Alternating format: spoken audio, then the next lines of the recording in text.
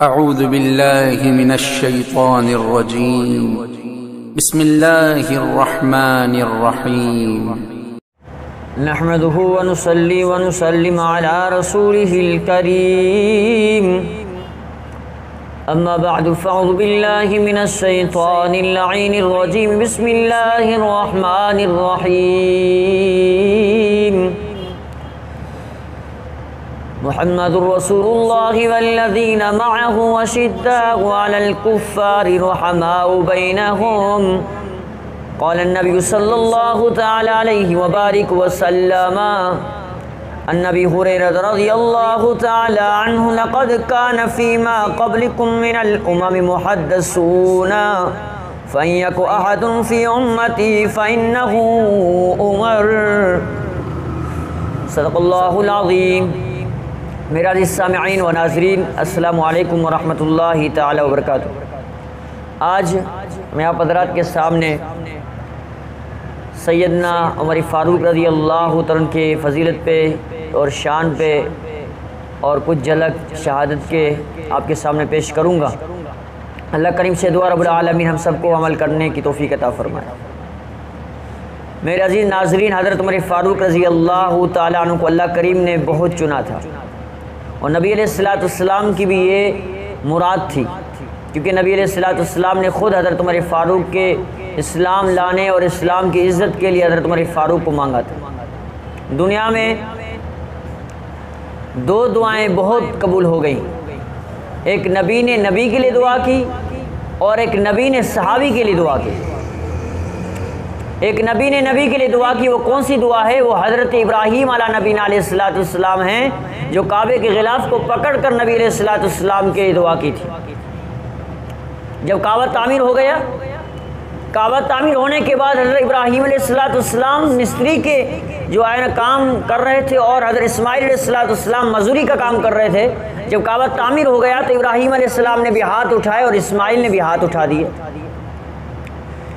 ابراہیم علیہ السلام نے ہاتھ اٹھا کر رب کائنات کے دربار میں دعا کرنے لگے: ربنا وابعث فیہم رسولا من انفسہم یتلو علیہم آیاتک ویزکیہم ویعلمہم الکتاب والحکمہ.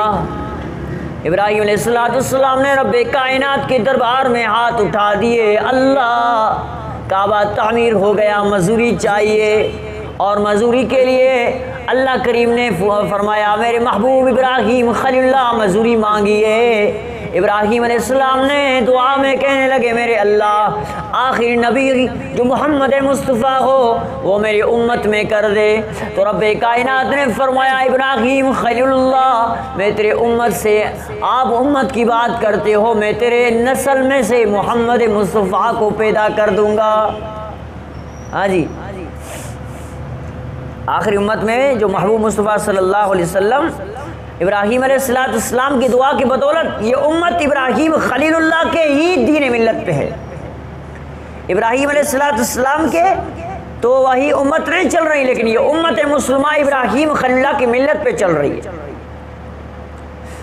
اللہ کریم نے ابراہیم علیہ السلام نے دعا کر دی، لیکن دعا کے لیے شرط اللہ ابراہیم علیہ السلام نے کی کہ دنیا کے اندر آئے، تیرے نشانیاں لوگوں کو سنائے، تیرا قرآن لوگوں کو سنائے، تیری نشانیاں تیری وضاحت کر دے، تیرے قدرت کی وضاحت کر دے.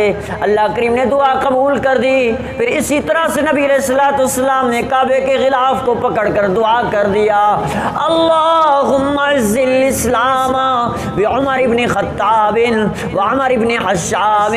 اے اللہ، اسلام کو عزت بخش عمر بن خطاب کے ذریعے سے یا عمر بن حشام کے ذریعے سے.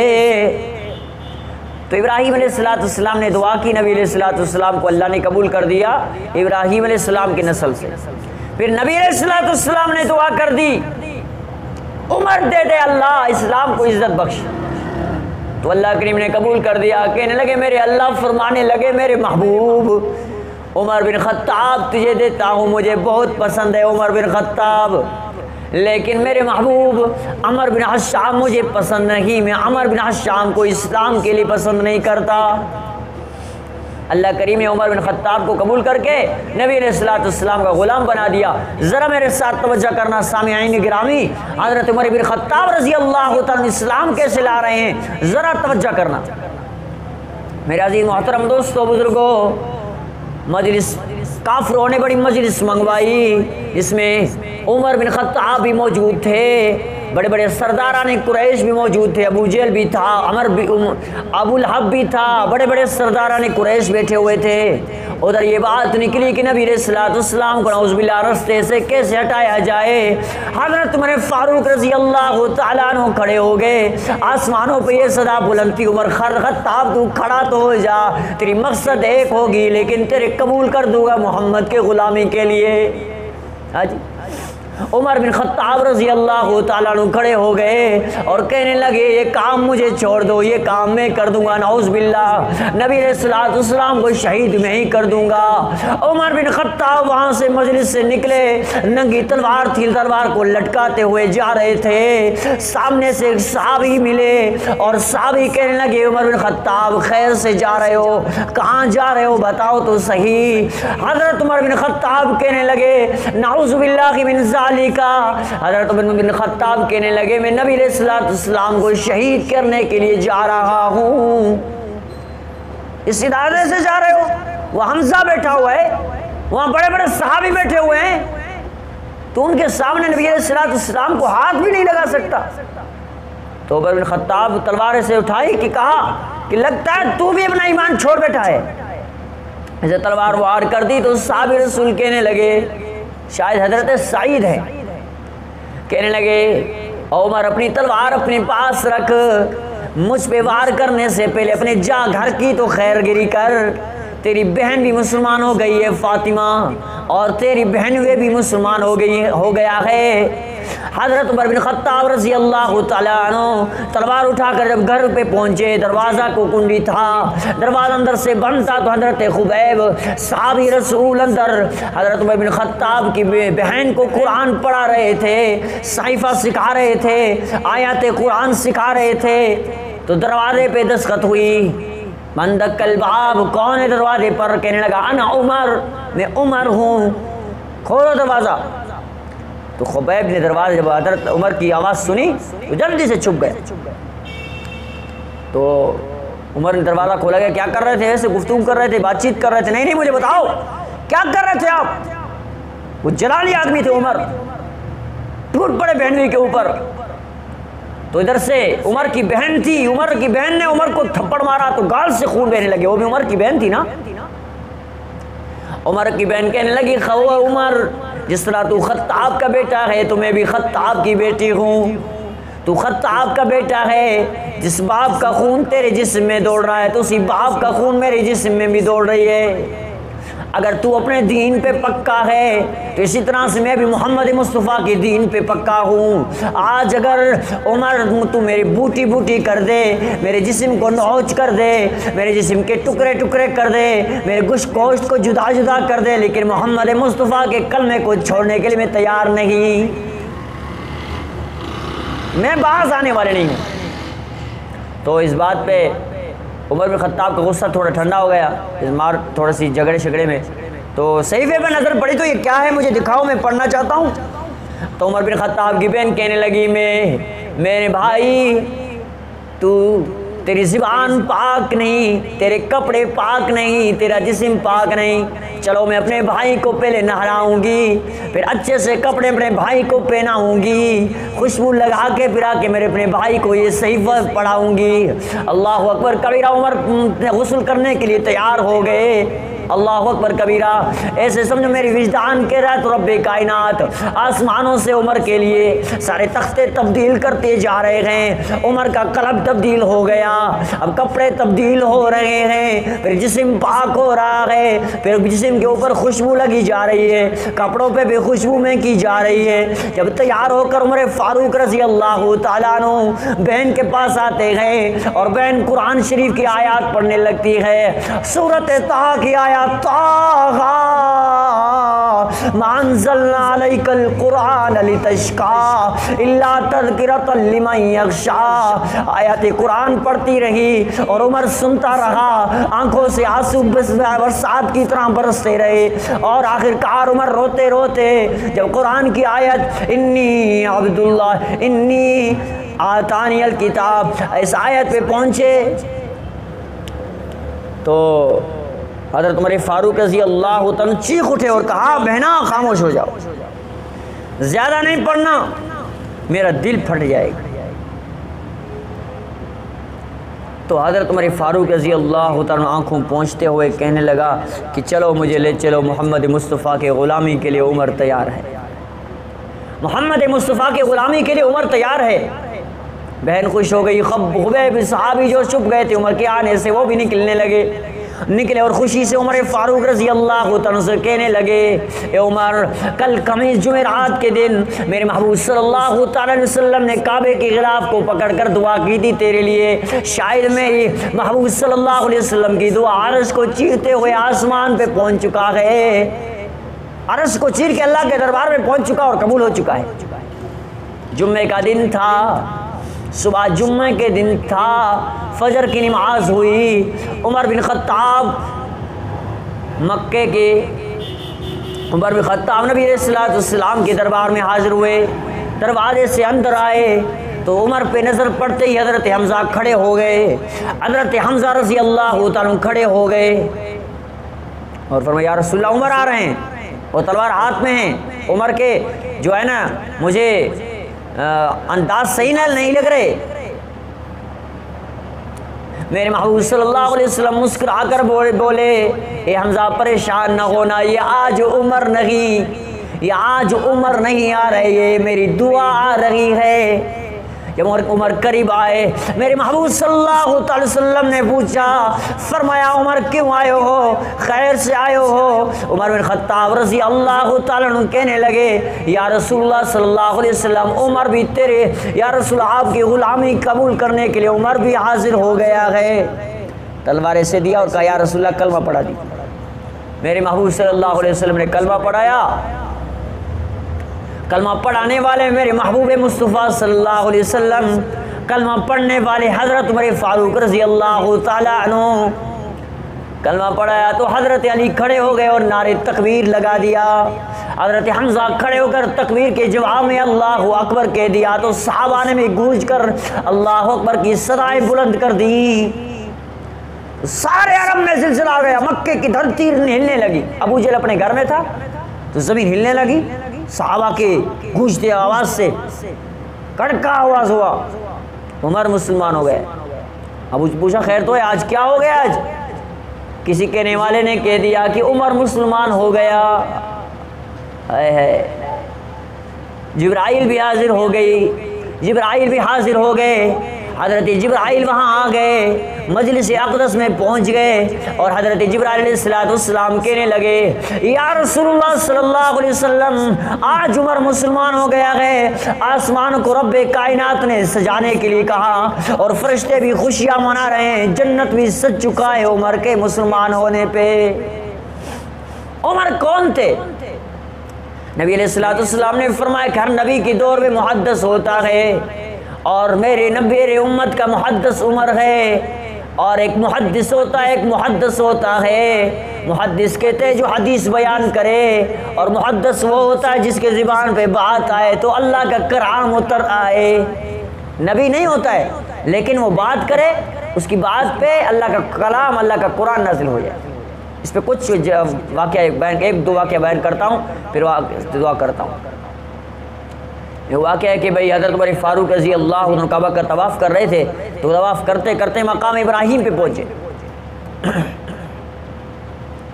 مقام ابراہیم پہ پہنچے تو حضرت عمر فاروق رضی اللہ عنہ کہنے لگے یا رسول اللہ میرا دل کرتا ہے کہ مقام ابراہیم پہ 2 نفل پڑھی جائے۔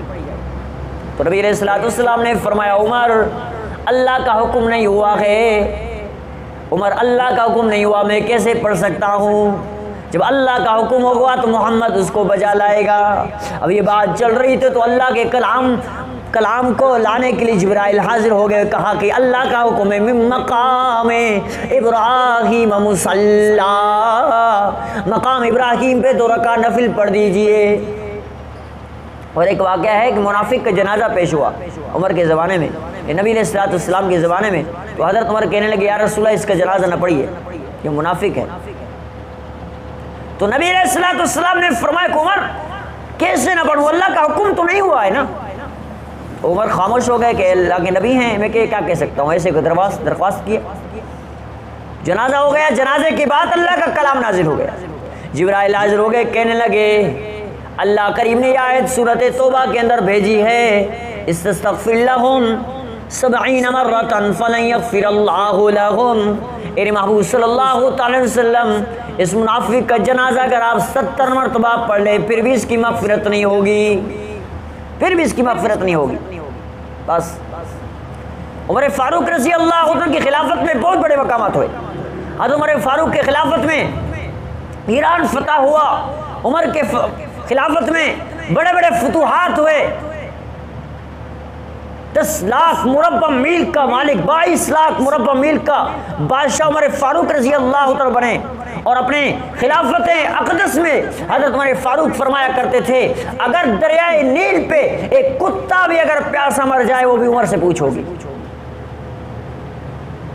رات کے وقت گشت لگایا کرتے تھے، گشت لگاتے لگاتے رات ساری رات اس طرح سے گزر جاتی، رعایا سوتی تھی اور جو آقا تھے جو بادشاہ تھے وہ جو ہے نا گشت کر رہے ہیں۔ عمر فاروق رضی اللہ عنہ تو بادشاہ ہیں، تو اعلان کرنے لگے جو مزدور کی تنخواہ ہے وہی میری تنخواہ مقرر کی ہے۔ تو صحابہ کرام کہنے لگے حضرت جی یہ تو تنخواہ تو آپ کو مکمل، آپ کی جو ہے نا فیملی زیادہ ہے، آپ کی پوری نہیں ہوگی، آپ کی فیملی تنگ دستی کی حالت میں ہو جائے گی۔ تو حضرت عمر فاروق رضی اللہ عنہ نے اعلان کر دیا اگر مزدور کی مزدوری سے میرا گھر نہیں چل سکا تو میں مزدور کی مزدوری بڑھا دوں گا، میں مزدور کی مزدوری بڑھا دوں گا، کیونکہ میری جو مزدور کی مزدوری ہے جس سے میرا گھر نہیں چل سکتا ہے تو مزدور کا گھر کیسے چل سکتا ہے؟ کیا مزدور کے پاس فیملی نہیں ہوتی؟ کیا مزدور کے بال بچے نہیں ہوتے؟ اگر مزدور کا گھر نہیں چل سکتا اس مزدوری کی پیسوں سے، عمر کا گھر نہیں چل سکتا ہے تو اس مزدور کا گھر کیسے چل سکتا ہے؟ اس کی خلافت حضرت عمر فاروق کی اتنی بڑی خلافت ہوئی، اور فرماتے ہیں حضرت عمر فاروق کی خلافت میں امن کامل ہو چکا تھا۔ حضرت عمر فاروق رضی اللہ تعالیٰ عنہ صبح کی نماز پڑھا رہے تھے، تو صبح کی نماز میں ابو لولو مجوسی نے آ کر نبی علیہ الصلوۃ والسلام کی یار حضرت عمر فاروق پہ خنجر ٹھوس دی، پیچھے سے پیٹھ میں پسلیوں میں حضرت عمر فاروق کے سے خنجر ٹھوس دی، اور یہ دعا تھی حضرت عمر فاروق یا اللہ مجھے موت دینا تو نبی علیہ الصلوۃ والسلام کے شہر میں دینا۔ تو اللہ کریم نے اتنا قبول کیا، اللہ کریم نے فرمایا کہ عمر تو نبی کا شہر مانگتا ہے، میں نبی کا مصلی بھی تجھے دیتا ہوں۔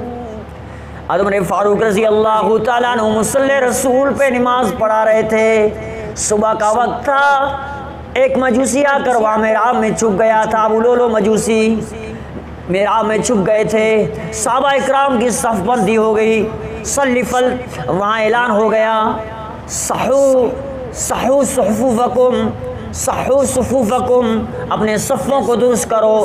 عمر کا یہ انداز تھا، سارے صفوں کو ایک بڑی سی لاٹھی اٹھا کر سارے صفوں کو خود درست کرتے تھے، کندھے کندھے کے ساتھ مل جاتا تھا، پاؤں پاؤں کے ساتھ مل جاتا تھا۔ حضرت عمر فاروق رضی اللہ عنہ کی خلافت میں اتنی مضبوطی کے ساتھ صحابہ کھڑے ہو جاتے تھے، اگر کوئی آ جائے تو وہاں سے کراس نہیں کر سکے کہ زنجیر کی طرح صحابہ اکرام مل چکے تھے۔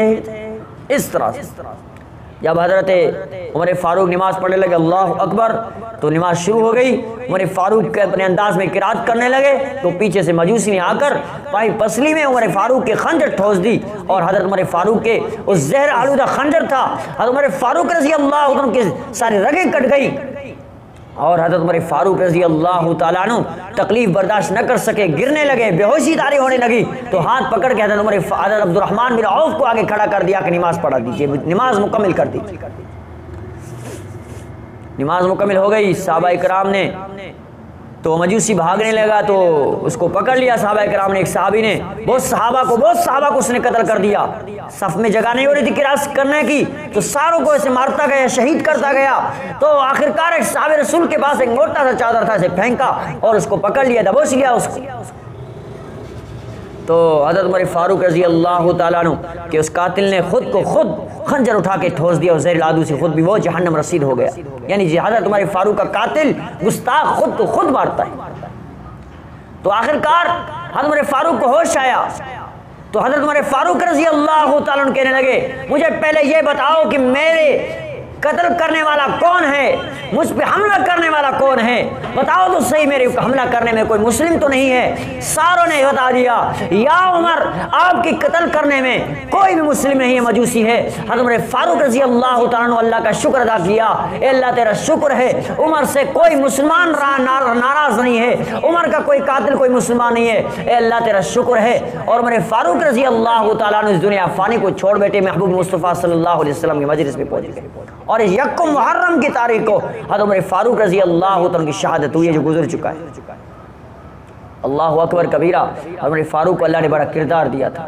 اللہ کریم سے دعا ہے رب العالمین ہم سب کو حضرت عمر فاروق رضی اللہ عنہ کے نقش قدم پہ چلنے کی توفیق عطا فرمائے. محمد رسول اللہ میں آیت پڑھی تھی، محمد رسول اللہ کے محمد رسول اللہ کے ساتھی جو آپس میں محبت کرتے ہیں لیکن کافروں پہ سخت ہیں. اشداء علی الکفار، کافروں پہ سخت ہیں لیکن آپس میں رحماء بینہم، آپس میں محبت کرتے ہیں. صحابہ کو محبت ہے، ابو بکر صدیق کو عمر سے محبت، عمر کو عثمان سے محبت، عثمان کو علی سے، اور علی کو ابو بکر سے محبت، ابو بکر کو علی سے محبت، اور علی کو عمر سے محبت، عمر کو علی سے محبت، عثمان کو علی سے محبت، علی کو عثمان سے محبت، اور عمر کو حسین سے محبت، حسین کو عمر سے محبت ہے. سب صحابہ آپس میں محبت کرتے ہیں. اللہ کریم سے دعا ہے رب العالمین ہم سب کو بھی سب صحابہ سے محبت کرنے کی توفیق